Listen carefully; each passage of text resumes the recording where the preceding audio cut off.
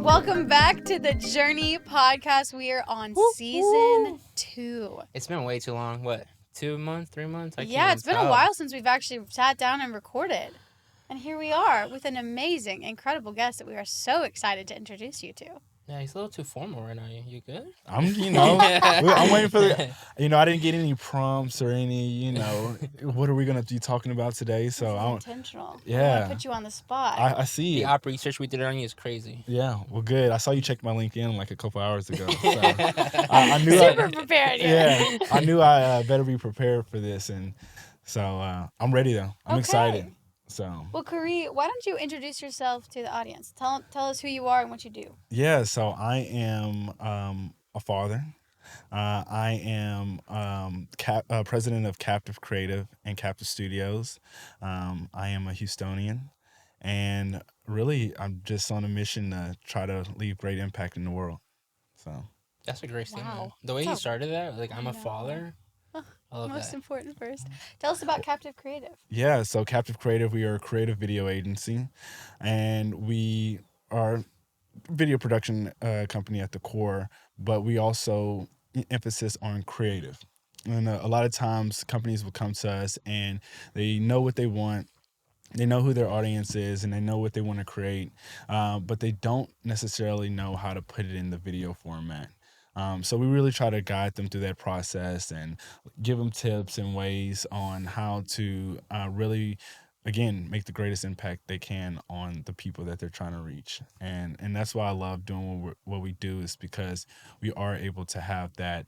It's like the medium where we can have that impact on the world. Facts.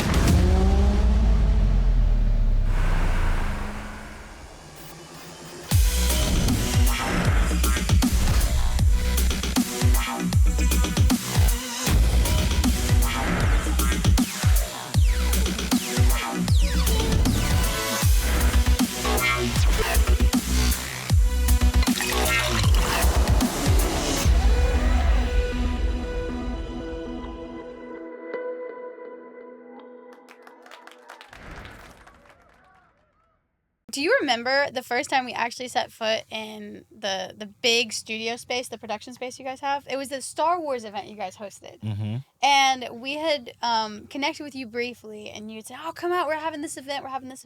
Because I feel like you kind of undersold yourself. Wait, how did you guys meet? I know you guys met before I met you. Well, we connected on LinkedIn because of Liz Ferrari. Yep. So Shout out to Liz. Liz. Yes. She's been on the podcast. We love her. She might make another guest appearance, season 2, And she said, you got to check these guys out because we were pretty new to Houston at the time. She said you guys were doing really cool stuff in production. I remember that. She was talking about the wall you guys have. Yeah.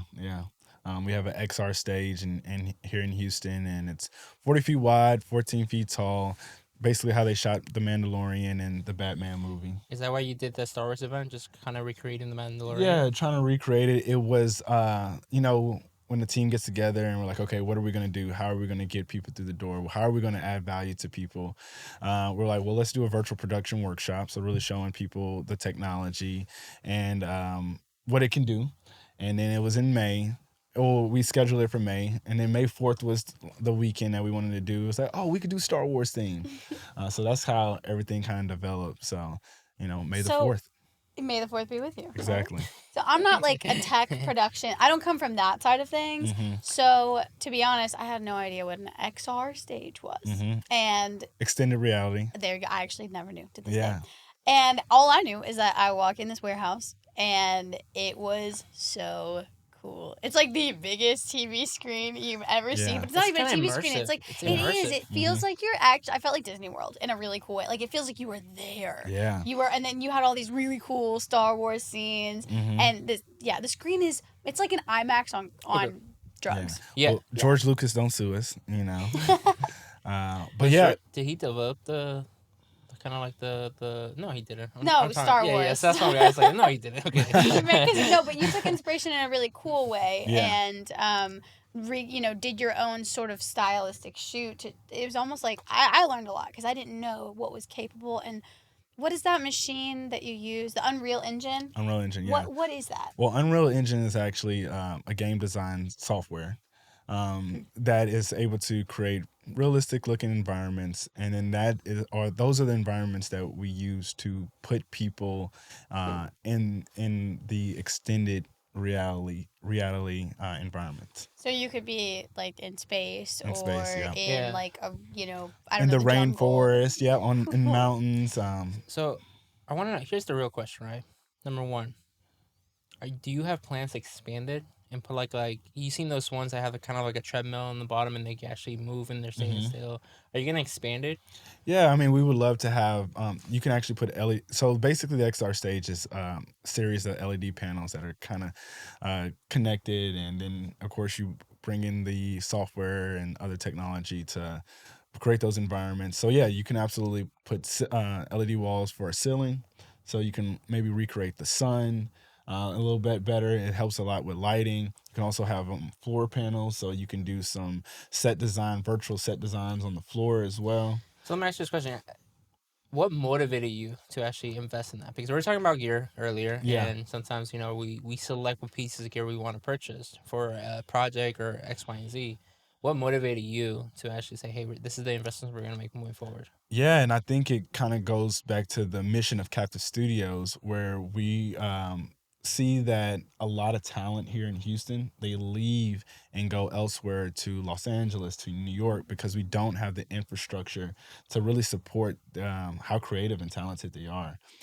So we knew that, one, with our creative video agency, we're always trying to push the envelope of creativity, and we always ran into and no diss to the other things that are out there in Houston are available, but we found there was limitations to things that we were trying to do, and when you find that, sometimes you just gotta create it yourself. Heck yeah. I want to tap into that, like the mission, right? So how long has Captiv and first of all, how long has Captiv Studios been open, and then this adjacent company? Yeah, so Captiv Creative is the creative video agency. We've been around for 10 years. 10 years.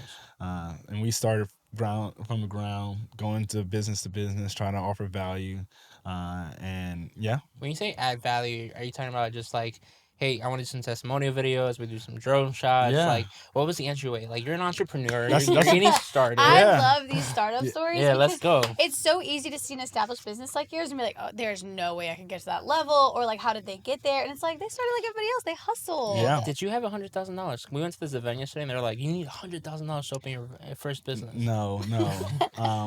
Well, I had a great job out of college. I was a computer programmer for oil and gas. And I kind of, I splurged on some camera equipment, video equipment. Actually, it was virtual reality equipment. So I bought 6 GoPros and put them all together. So I was able to make these virtual reality videos. And really, I started... What was the year?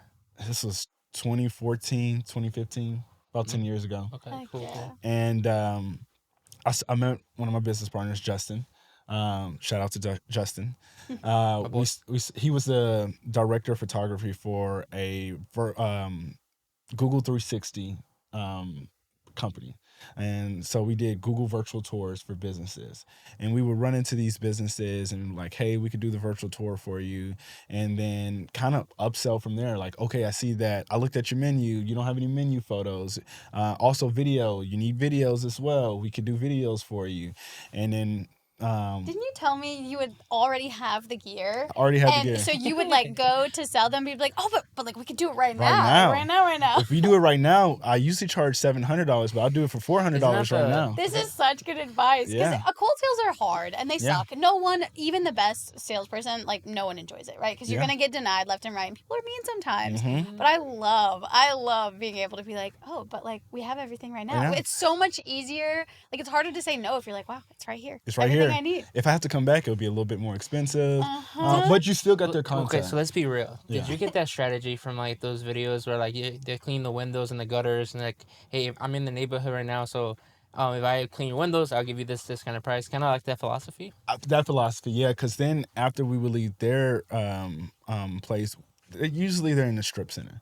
So there's other businesses next to them, and we would just hop on over to the next business. Like, hey, I just did this for your Social neighbor. proof. Yeah. You know, they paid for it, so you don't want them to one up you. You know, they have a Google virtual tour, so now you should have one. And then also they're getting videos and photos from me too. I love that. Yeah, we wouldn't leave a area without hitting up every single business. And yeah, of course, people would come in and stare at us like, "What is this?" But it also helps that one of their neighbors just paid for your services. I mean, it's like when your roofer comes and does your neighbor's roof. Of course, they're gonna hit up all the houses on that same street. So it's there, and nobody wants to have the worst roof on the block. Nope. So I like that. So from there, how long did it take before you started doing more of the creative commercial type stuff you guys do now? yeah, so I would say not too long actually, a couple years. We've had some people, and we've been blessed to have some people in our network that really believed in us, and so it almost became word of mouth. Like, hey, these guys did this for me. They're very professional. And then one thing after another, that's how we really grew to a certain extent. You know, Now it's your word of stuff mouth. is so freaking cool. Yeah. Yeah. Thank you. That social proof and that vote of confidence and that building that trust, I think it's like the first like kind of step in every single journey. It's like we do a couple of projects, we get more concepts, we get more trust within the community, people refer us, and we keep growing. But I feel like a lot of times when you're starting out, you want to do those big, ambitious projects, and you might even have the skills and the talent to do them, or think you do, right? Facts. But nobody's gonna give you a shot at right out the gate. Usually, at like the big, exciting things. I felt the same way, and you have to kind of suck it up and be okay doing the Google virtual tours. Be okay doing the boring stuff that's gonna get you in the door. That's gonna build that relationship. And a lot of times, yeah, I know you said the boring stuff, but a lot of times, like the Google virtual tours, we were nerds, so we love making those virtual tours and then showing it off to everybody, and it's the passion too that you have for it. So when you're talking about doing these Google virtual tours and it's trying to sell it to them, people are like, they really believe this is going to help my business. Maybe I should take it serious. So actually being into it and being passionate about it helped a lot too. That's honestly really good advice. When someone pitches an idea to us and you can tell that they like aren't that into it, it falls apart so quickly. Yeah. You're like, because all you have to do is ask 1 or 2 questions. Like, oh, you don't believe what you're trying to sell me, so why should I believe in it? Yeah. So I think our passion when we present ourselves has taken us a long way as well. Okay. I need to clarify something, right? If I have this question, maybe somebody else has this question, right? The Google tours, are you talking about like you seen those real estate pictures that they can click? Yeah. And you did that with 360 cameras, because don't they have like a specialized camera that kind of does like? Yeah. So a lot of times the real estate they use Matterport. That's what I was thinking. Okay. I mean, you can still do that with the businesses, but we had a really Mark. I think it was not even a Mark IV. We had a regular Canon T5i. We put a 8mm lens on it, special 8mm lens on it. You take 4 different, you take shots of 4 different angles, and then you stitch it all together in another software, and then you make the constellation, and then so you could click and walk toward through the building. Well, so what was the initial investment in the gear? I can't remember, probably a couple $1,000s, which was a lot back then for us, but probably a couple $1,000. You know, lens, tripod and camera, maybe a little more. I'm glad you said it was a lot back then. I feel like it's so easy.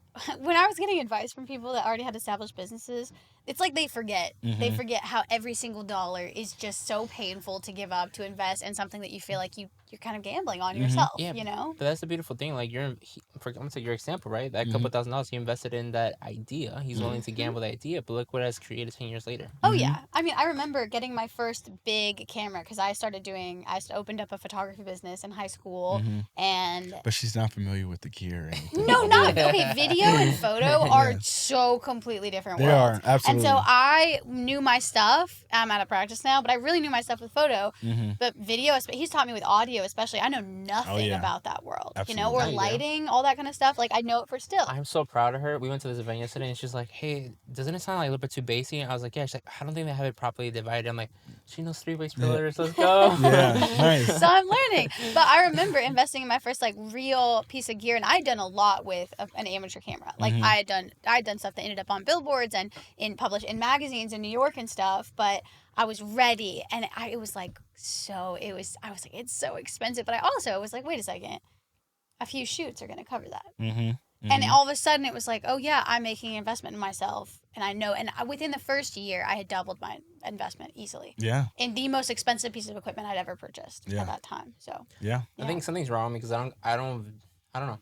A lot of things might be. Yeah, wrong true. with I'm you. 5% of the population. I read this book one time. I was surrounded by idiots that said my personality is only like 5% of the population of the United States. Yeah. But I don't. So when we're talking about like investments and ideas and kind of throwing money at things, she's the more conservative. She pulls me back because I'd be like, "Cool, I have this idea. This is what's gonna cost. Let's just run it." So it's like, for me, it's like, it's always gonna be worth it just to say hey, at least I tried it and I tried it to my fullest degree. And if I failed, I failed. Yeah. If I didn't, I didn't. But sometimes like in the failures, I learn more than the successes. Oh, absolutely. I mean that is how you learn and grow, especially when you challenge yourself and make yourself uncomfortable. Yeah, buying that expensive equipment puts me in an uncomfortable position. And so you have to grow. You have to grow. Let's talk about those early projects of yours, right? Yeah. Did you what was one of the first projects you worked on that's kind of like bigger budget? And did it come out good? Did it fail? What was the... Yeah, what did you learn in that process? Yeah, so there was a couple projects. I would say one was for Dish Society. They're a restaurant, a local farm-to-table restaurant here in Houston that has grown exponentially. And we like to take some credit for it too because they came to us specifically for training videos. And when they came to us, they had 2 locations. They had one in San Felipe and one in Katy. And yeah, we built out their whole front of house, back of house training content. And from there, they went to six locations because I know they were able to sit there, open up a new restaurant, sit their employees that they hired down. It's like, this is who we are. This is our culture. This is how we operate. This is how we run our business. Scale so much faster. And scale so much faster. Why don't we have that? We should definitely. Hey, well, we're not trying to franchise, first off. Well, I was going to say, I think every company does need training videos to an extent. Now, they probably employ, and the restaurant industry has high turnover too. So they're constantly needing to use those videos. Exactly. Yeah. So that investment was worth it. For companies like ours, making training videos on our phones or just screen recording stuff on our computers. And we do have that, by the way. Yeah. It's just on the operations He just doesn't side. never watch it. No, he doesn't need to. So, like, Jackson, how you do this? Yeah, exactly. But yeah, I mean, we excel. And so I don't think we ever overloaded ourselves with projects or anything like that. Another one was Academy Sports and Outdoors. And that one we got for, after we started getting some money, we started investing in marketing, started investing in SEO. And one day, Academy Sports and Outdoors called us. And when they called us for a project, which now that I look back at it, was a small project, would be a small project to us now, it was a huge project. And we were like, they want this, they want that. We never done a project this big. We never done a project like this. But you have to say, yes, I could do it, and then figure out how to do it. And then, figure out how to do it. And it didn't scare us. We were confident, but we were also did our due diligence to understand how to do it correctly. I mean, we live in a time where anything that you really want to figure out how to do, you can find out the information to do it. Yep. And we already had the foundation. We already had basically most of the equipment that we needed. We've already developed processes around how we operate. So it was really just, taking that foundation and then, it's opportunity to learn and elevate. Have we failed at things? Yes. But I wouldn't say on a particular project per se. Maybe we failed on delivering, or we failed on a certain piece of a project that we were able to overcome with communicating to the client. I have absolutely formatted cards with video that we needed for a project. And it's like, oh my gosh, should I just do that? I mean, we had the same thing happen before. I remember. And it's the worst. I've done a whole entire, I remember early days, did a whole photo shoot. This is when I was doing a lot of stuff myself. A whole photo shoot for a client with, they had patients. It was like a dental practice. And then I get home and that card is just empty. Yeah. Nothing there. Yeah. Corrupted. Communication. Yeah. You just got to communicate. Yeah, that's crazy for us and for our business. And over the years, I say in the last 3 years, we learned a lot of better processes for communicating with clients. Not only communicating with clients, but also establishing that education on the terminology or the foundation of communication. For us, I think that's been our biggest struggle because it's like, and I was telling this to Emma, I think a year and a half ago, we get nerdy. We get really nerdy into the details, especially Miss Jack. She's like, oh, the conversion rate for this, the CTR is this, like we gotta get PCP and yeah. And then she's telling it to the client. She's so excited, and the client's like, yeah. And then we tell the client, can you, what did you actually take away? And he's like, we're doing great. It's like, cool. So that communication factor it's interesting that we're in two different roles, but it's still one of the biggest things we both have to overcome. I think that was really hard for me because I'm very much a heads down, do the job kind of person, and I want to do the job to the very best of my ability because I care a lot about the quality of work. But for the first couple of years, my biggest downfall was, and I remember starting to work with Jose, and he was like, "This needs to change immediately." Is communication. I would get so wrapped up in doing having our team do the work for our clients that we forgot the most important thing is actually communicating with the clients. And you could have created the best product, have the best results, but if you're not regularly keeping in contact with clients, if they're not feeling heard, listened to, understood, connected with, then they don't really care. We switched one of our core values to be client centric. Yeah. So we take one of our initial meetings, we ask the clients what do you actually want? What do you want to accomplish? What's your major goal? And then we kind of work backwards and we make sure that that's our major goal. If you want to make money in your business, I can't guarantee you that. But what I can guarantee is the exposure to potentially make that. And then if you can't convert those, let's have a conversation and see, can we provide a resource to help you convert those to sales? Or can I bring a buddy of mine that consults in this type of industry? And Jose really worked with our team to help, and me in particular, to help us change that mindset. So for example, I would be like, well, that's not my job. I can't do that. We are marketing. We can't, we can't solve their financial blah, blah, blah. He's like, but think about it as if they're a human being, you know? And sometimes it's hard because I would get in these buckets and he's like, you're so good at what you do. But think about it. It's like, what would you do for a friend?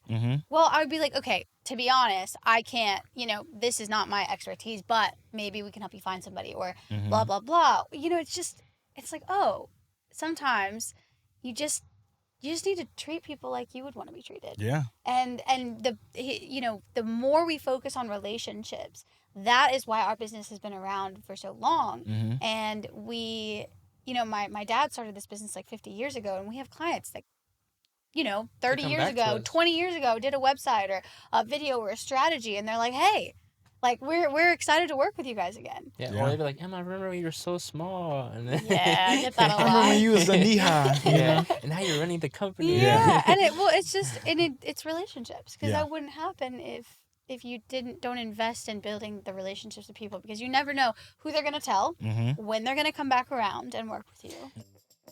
If you run a small to medium-sized business, chances are social media has stressed you out at one point or another. Whether it's figuring out what you're supposed to post, how many times a week you should post, or even remembering to engage with your online community, it can be a lot. We launched Propagate Media because we believe in the power of leveraging social media to build community. With our results-backed method, you can be confident that your social media efforts will drive meaningful results and keep your brand top of mind. The Propagate Media team will develop a content strategy tailored to you, will manage your social media posting for you, and will also track your growth, all for one affordable monthly fee. Start building your community today. Go to www.propagatemedia.com and use the code JOURNEY to get your first month completely free. I want to tap on that. So you say you're a father, right? I am. Yeah, right. My bad for that one. You are a father. But you want me to go get some DNA tests?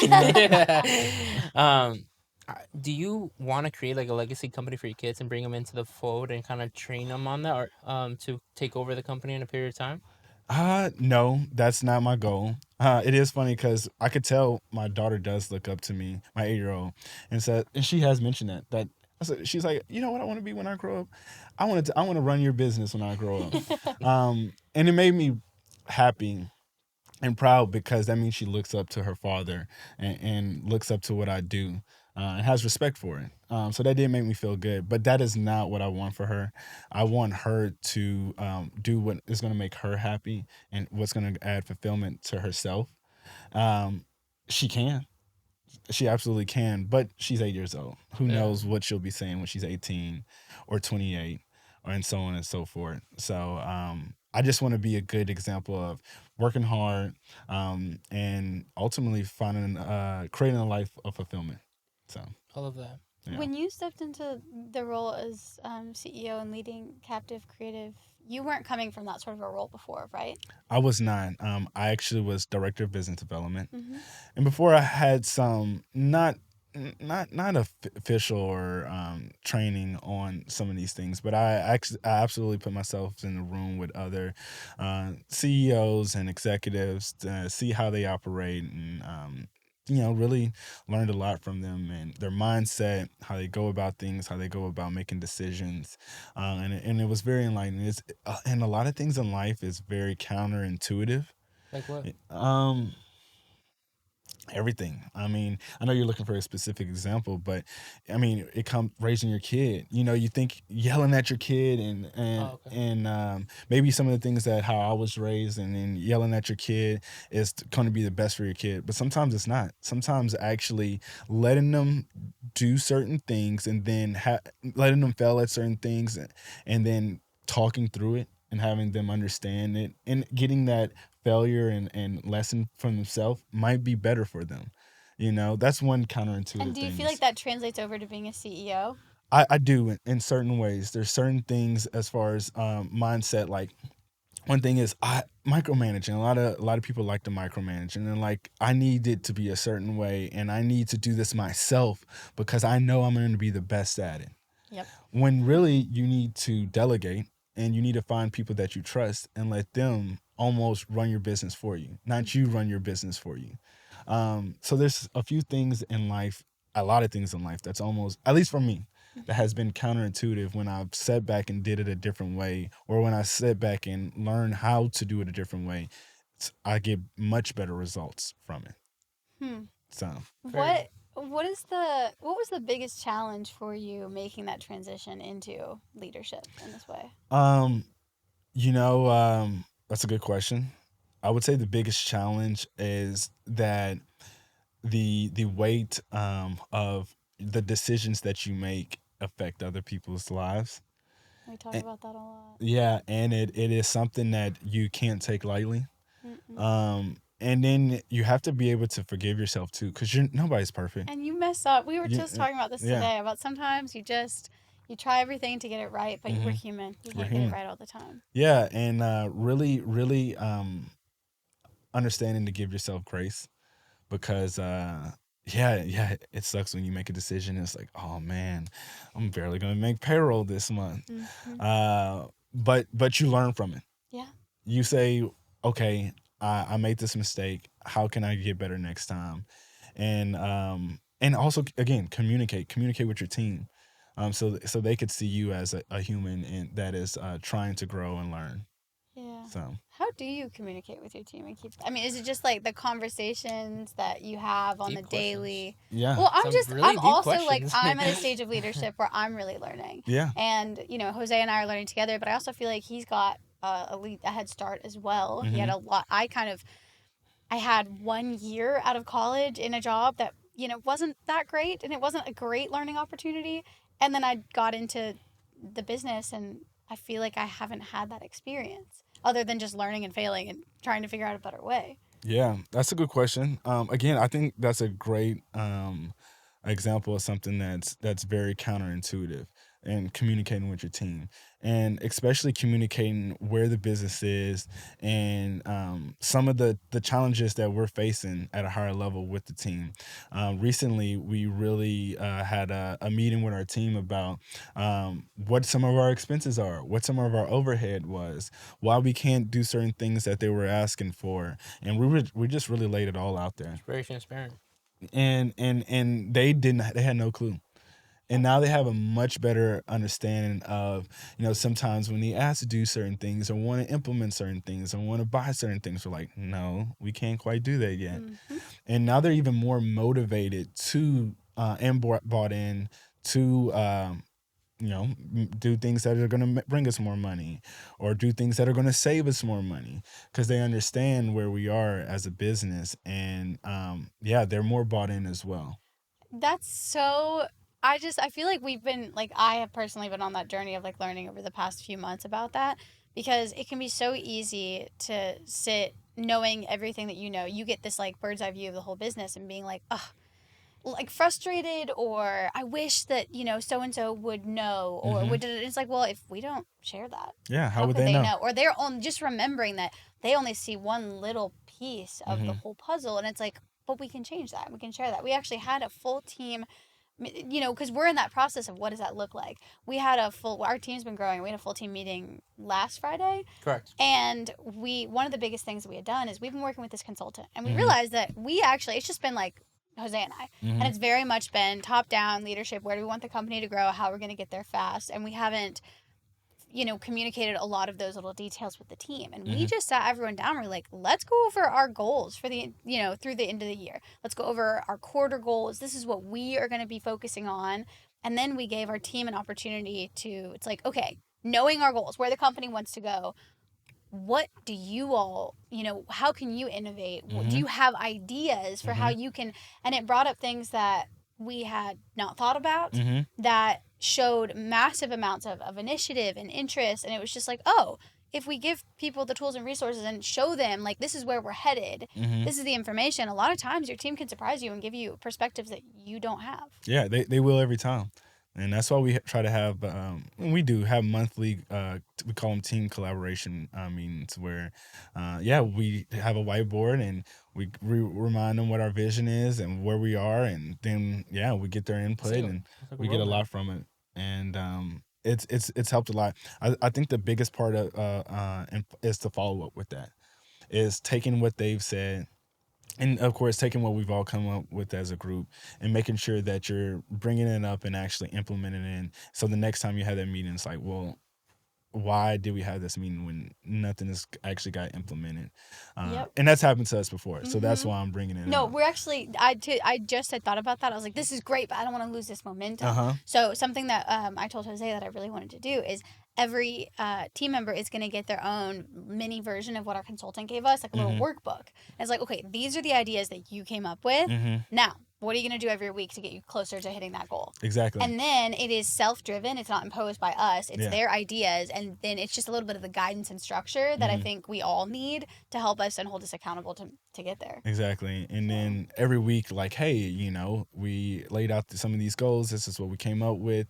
Yeah, just follow up and hold each other accountable. Because I need that. I mean, it's been super helpful just to be like, oh yeah, I was supposed to get this done this week. Yep, and we're on track, and we're on progress, and I think that's so helpful. So, yeah. Okay, I know that, Jose, one of the things you wanted to know the most, we both wanted to know, we're very curious. Okay. When you were here, is, to be honest, full transparency, what is the coolest project? Oh yeah. Like, I want to know, what is the coolest project you guys have worked on? Yeah. Is there something coming up that's really exciting that you can tell us about? I would just, Yeah, that's a good question. We actually get asked that a lot. There's a lot of cool things that we do. Luckily, because of the nature of our business, we've hosted Simone Biles in our I saw studio. you post that. I was like, no way. For Vanity Fair. That's so cool. So that was cool. I'm gonna stay on the Olympic theme right now. We also filmed some former, well, I wouldn't say former, I mean, she's still Olympic champion softball players, and their and at their home, and did a piece between the Players Tribune and Gatorade. But the coolest ones to me are the ones that have made a difference. So we just finished up a project with the Houston Food Bank where they're making recipe videos, easy to make recipe videos for maybe lower income people that don't necessarily have access to, the Whole Foods and things like that. That was a fun one. So they're gonna actually turn those recipe videos and publish them out for people to learn how to create those meals, but also making we did photography, so they're making a cookbook as well. Oh, cool. Yeah. There's another organization called Reading with a Rapper, and they really are helping out with literacy here in Texas and really the nation, the world. And we got to do a PSA for them. It was very creative, very cool. And maybe I could send you some footage of that, and Ooh, y'all that can would be interject really in. cool. Yeah. Yeah. Other stuff. There's one more, the Battleship Texas. That's been a fun project. We actually got to film that whole process of them moving it from the San Jacinto Monument to Galveston. And What is that? There was a battleship That's that what I'm got Yeah. saying. moved? Like, So Battleship Texas, it fought in two world wars, the two world wars. it's Uh, a ship? it's a ship, Okay. not a boat. Don't say boat, because I Okay, said not it about- before. They're And they're like, "What?" it's a ship. I'm like, okay. But yeah, and we were actually on the ship while it was moving, which is crazy because we were the first, we were only a few people that have been on the ship while it's moving in like 50 years. Whoa. This historic battleship, and yeah, I got to document that whole process. So I'm gonna say that there's stuff that comes up often. Like we So did, you have a fun job.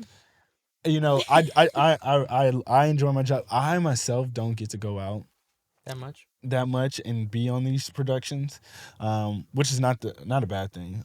There's people that are better than me at certain things, and I let them cook. You I know, love it. so but doing what I do, I absolutely love what I do. So. Tell me what the next 5 years looks like for you guys. I can't tell you what the next 5 years looks like, but I can tell you what the next year or so looks like. All right. I guess there's two parts to that.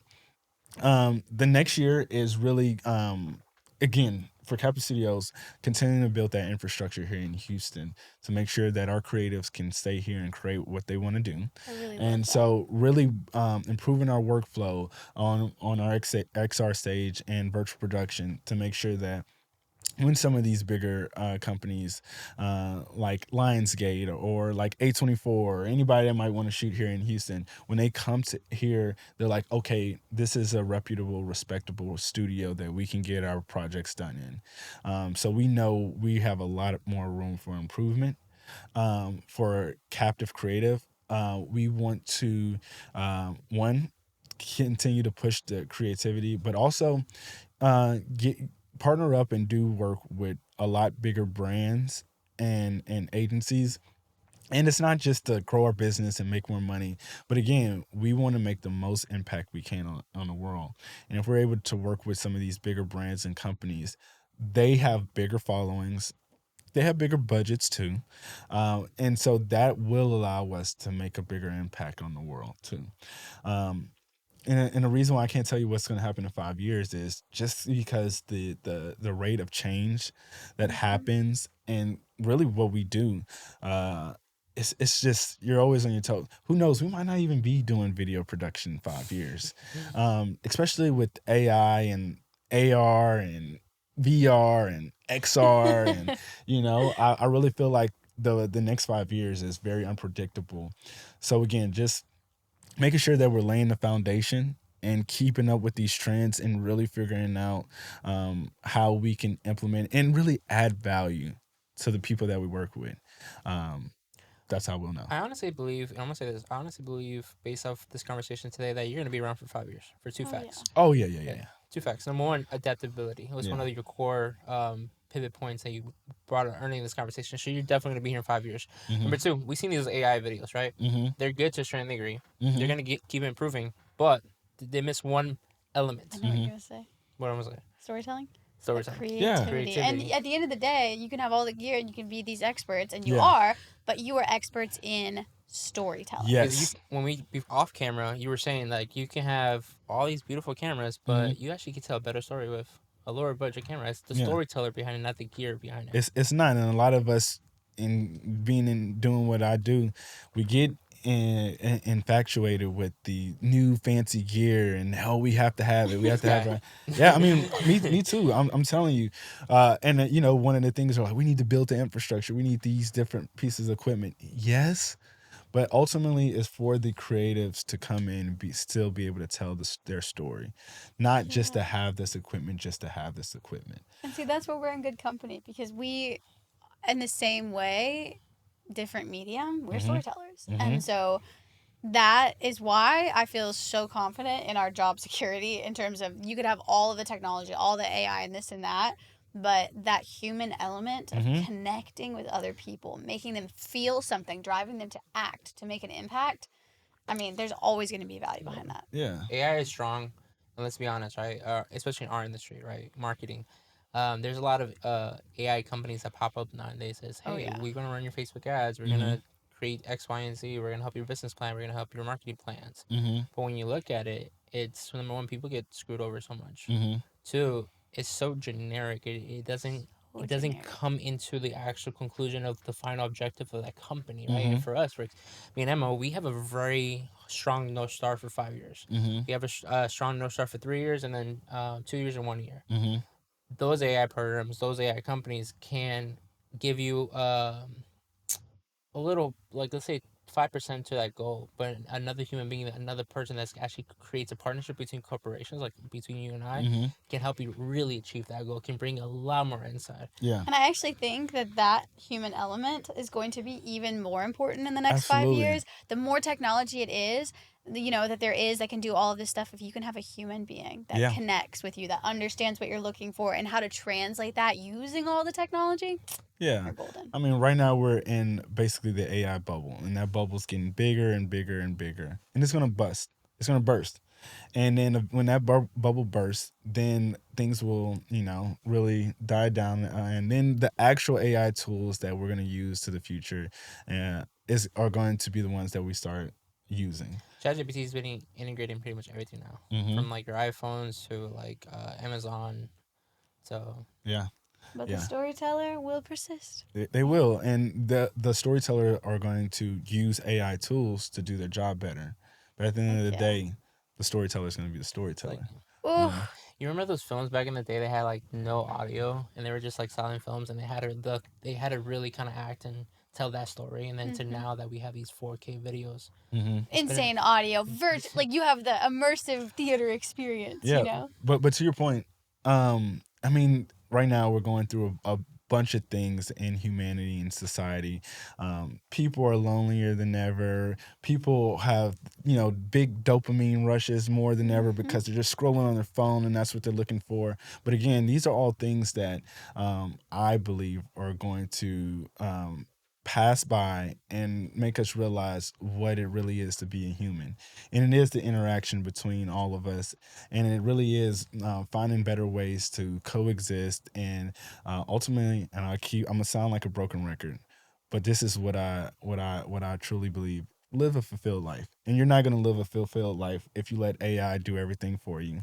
You're not gonna live a fulfilled life if you stay in your home and order Uber Eats all day. You need to still go out and have dinner with your friends, because that is what brings true enjoyment to all of us.